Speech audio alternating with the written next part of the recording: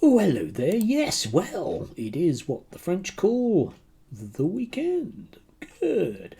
Yes. Anyway, just as an aside, because we're about to dive into the economics of the Reform Party. Hooray! Yes. This caught my eye in the Telegraph, which they were jumping up and down about. Children to be taught to show some grit. Yes, it's show and tell all over again. Pupils need more robust mental health, say ministers in drive to tackle worklessness crisis. Yes, we need children to be working more or something. Anyway, yes, as is typical of most government initiatives, it involves spending no money whatsoever. So I guess I can just tackle the youth mental health crisis all on my own. There is no suggestion here of anything to do with any underlying material or economic reasons why young people might feel that they can't really be bothered with things. Nope, not that. We'll just have to grit them or something. Anyway, this did please me as well. The licence granted to the Reverend Calvin Robinson by the Reverend Ray Sutton of the Reformed I can't even pronounce that church, has been withdrawn after the Archbishop of the Anglican Church of North America denounced Friar Robinson as un-Anglican and ungovernable. Oh dear. Anyway, he's been sacked again. Never mind. Yes, I think if that keeps happening to you, it might be an idea that you might think that you're doing something wrong, but obviously not in his case. It's the wokists and the teachers that aren't, I don't know, probably giving him enough grift one way or another. Anyway, to the meat of the matter, yes, we had Richard Tice firing back after The Economist, that bunch of economists, and others were sort of suggesting that Liz Truss Mark II might not be a way of making the economy do anything other than, well, go down in flames. So I thought it was worthwhile unpacking this and thinking about exactly where we are and how we got here historically. Yeah, that thing again. So, economists have got reforms planned to save Britain all wrong, says our Richard, criticising sensible policies. Oh God, sensible, does little for the millions for whom work and risk-taking don't pay. OK then, let's dive in.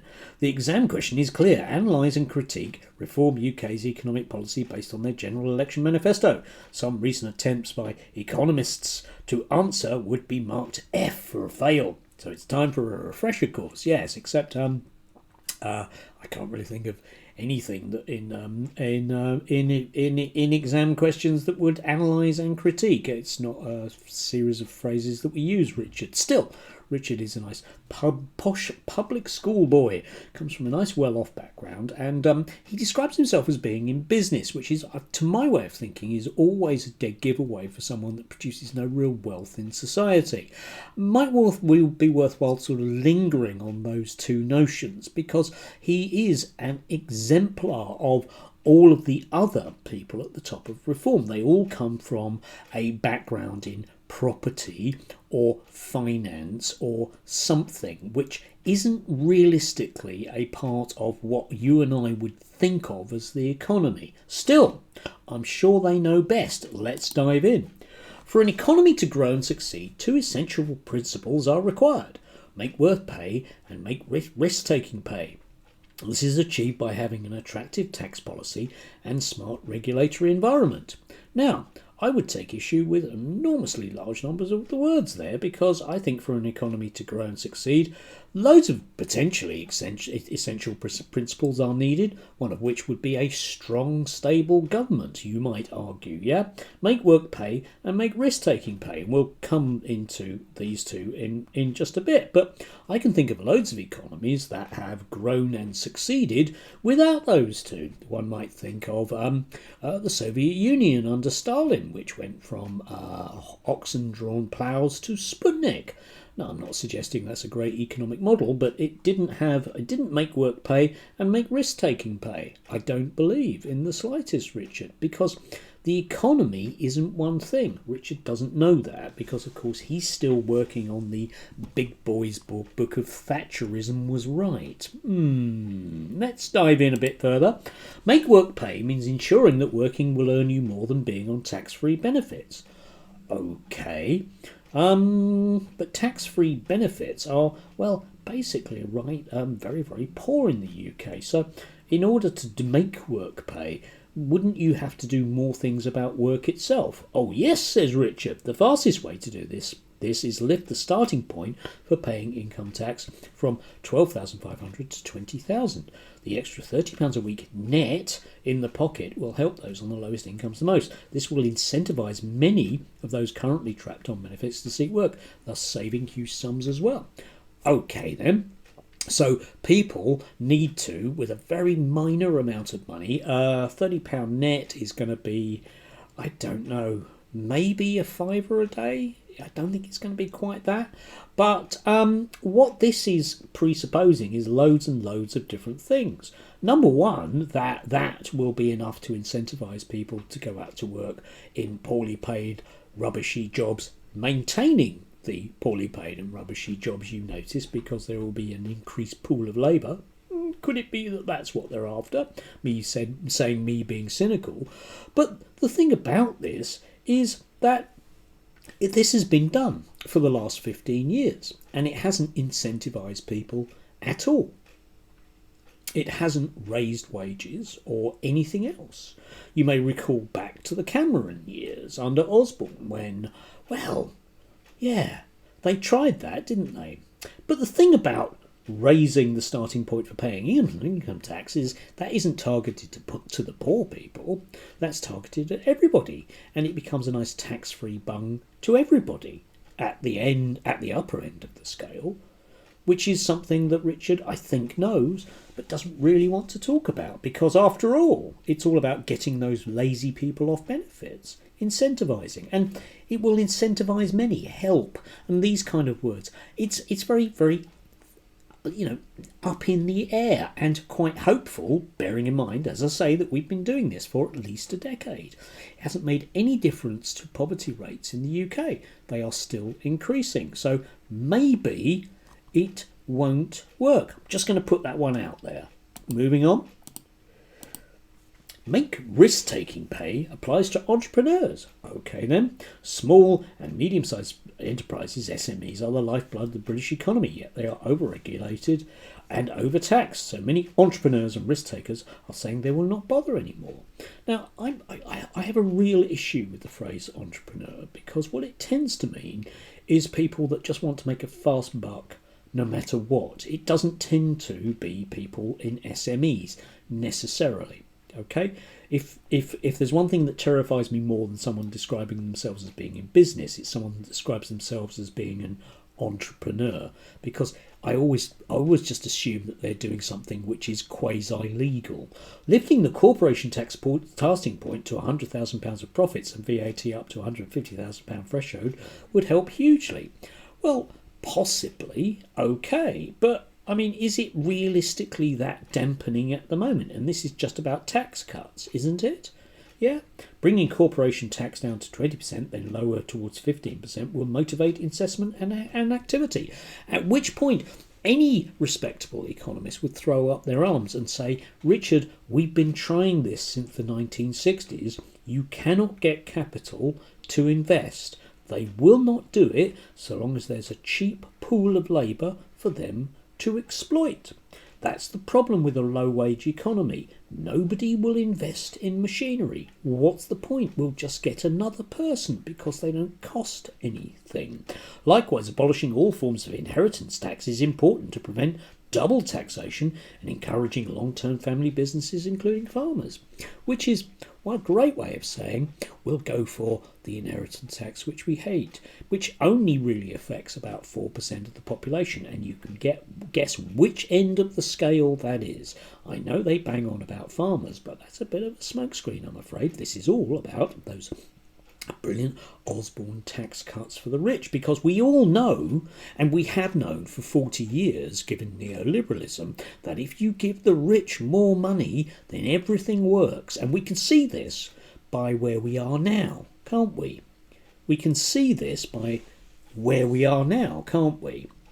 No, Richard is just suggesting, a la Stalin, let's just kill a few more people, that maybe just trying it slightly more, for the 45th year, might make it work.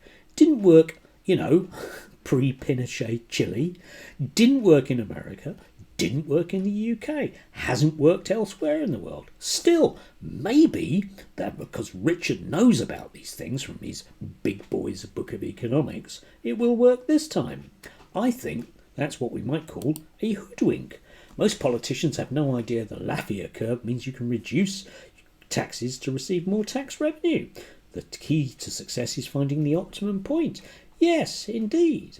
But it's also to do with accepting that the rich should pay a reasonably high level of their wealth in taxes, which nobody in the UK will touch. Nobody, none of the political parties will touch that, possibly the Greens, because all of their money comes from people like Richard and his backers in the Reform Party. And there's no way they're going to be there, and they will persuade you, oh, don't look at all the money that the people at the top pay in tax. Yeah, if you drop a lot of people out at the bottom, then that will be the case. But the fact that so much money is made by such a small number of people should mean something. Now, if I was to say to people bluntly, well, if you notice there's a small number of people at the top who've become exceedingly wealthy, and there's a vast number of people at the bottom who've become exceedingly poor, then you might rightly think that the transfer of wealth is going one particular way. And, drum roll, you might just be right. But of course Richard won't talk about that. He just wants you to think of his common sense policies.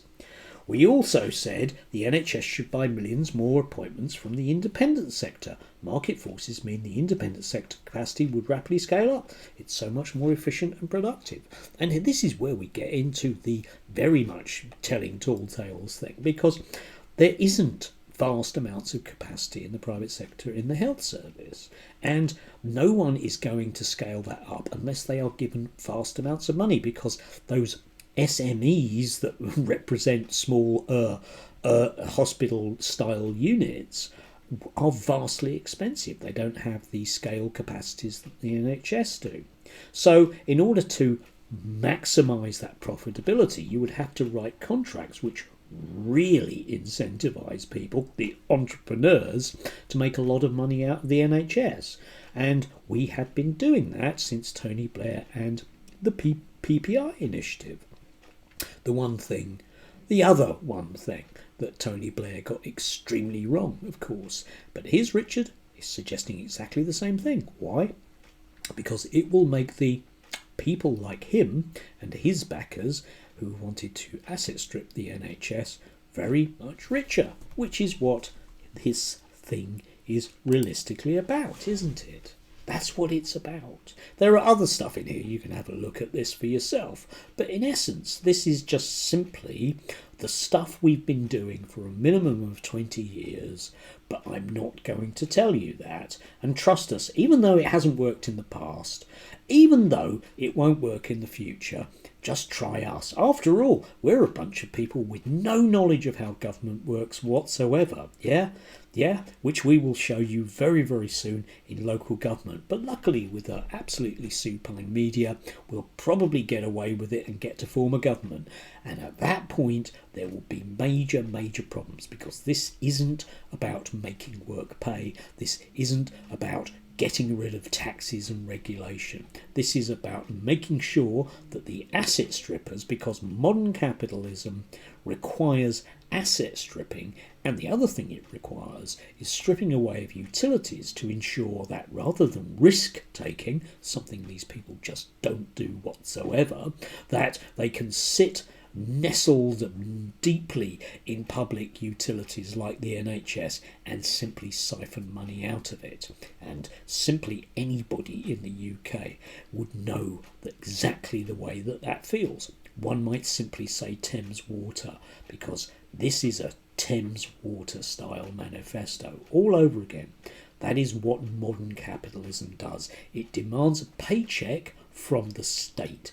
It's not entrepreneurial, it's not anything else other than a gravy train for Richard and his business friends. And I'm sorry, whenever I hear the word business, I'm reminded of what dogs do. Anyway, do have a glorious weekend if you can do. Enjoy a bit more of the warm sunshine. If you think I'm wrong about the economics, please do let me know in the comments. I always find those things really amusing. If you earnestly believe that the market will provide in a neoliberal sense, then you really don't have any understanding of A, economics, or B, history. And no, I really don't care what the IEA have to say about that, because after all, they were the ones advising Liz Truss, weren't they? Oh no, she was shot down by the wokists. It was all those teachers. Yeah, I would have thought she'd be more kind of gritty. Yeah, have a bit more resilience maybe. Maybe she didn't learn it at school. Anyway, do have a lovely weekend. Thoughts and prayers to Friar Calvin.